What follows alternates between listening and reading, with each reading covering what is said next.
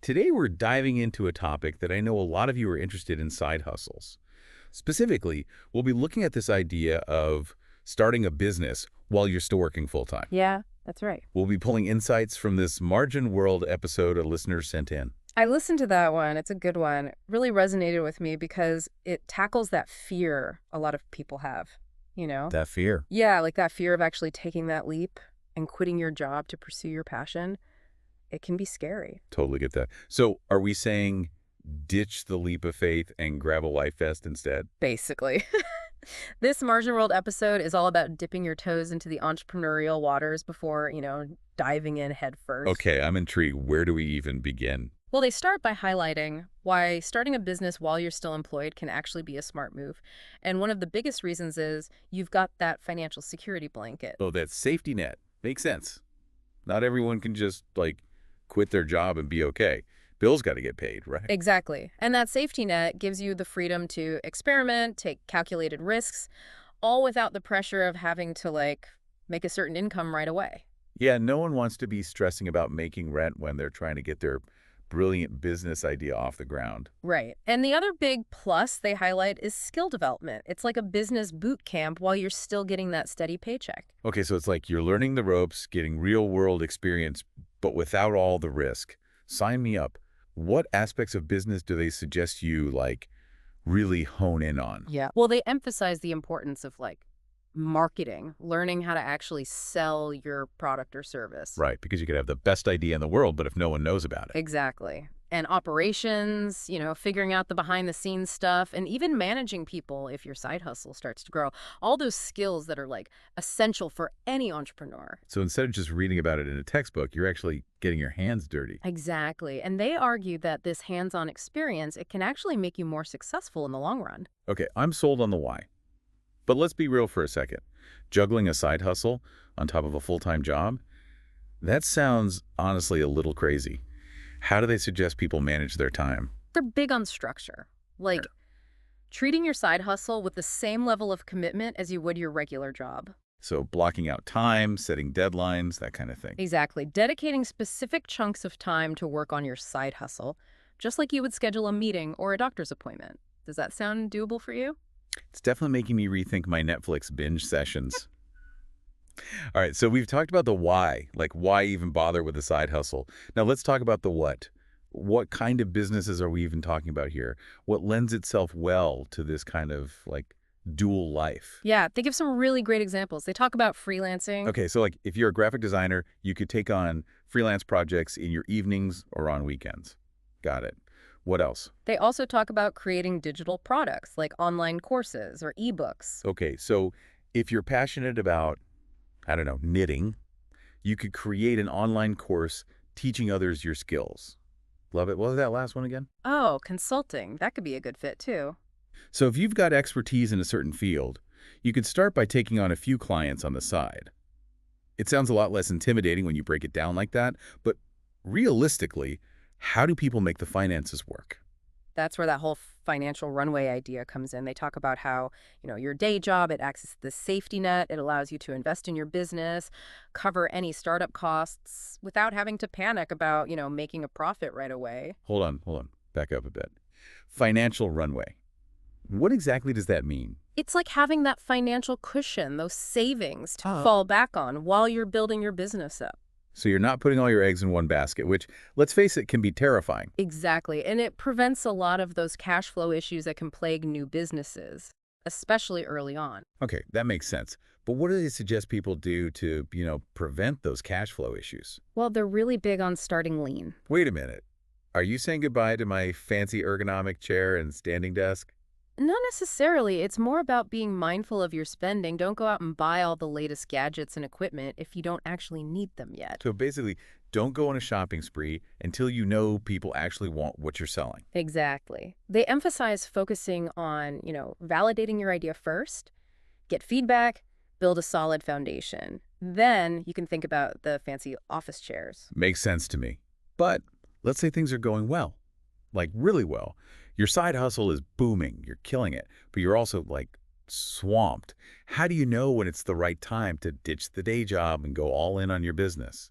Well, they actually talk about that overwhelmed feeling as potentially a good sign. Like a badge of honor. Kind of. It could be a sign that things are like moving in the right direction, Yeah. that your business is outgrowing that side hustle label. So you're not just like spinning your wheels, you're actually gaining momentum. Exactly. But they're also cautious about just like dropping everything and running with it. It's about making a calculated decision. So it's less about jumping off a cliff and more about like carefully climbing down. Precisely. So it's not just a matter of like waking up one morning and saying, peace out, corporate world. There's more to it than that. Way more. They have this whole section about making a calculated decision, and it boils down to 3 key questions. Okay, hit me with question number 1.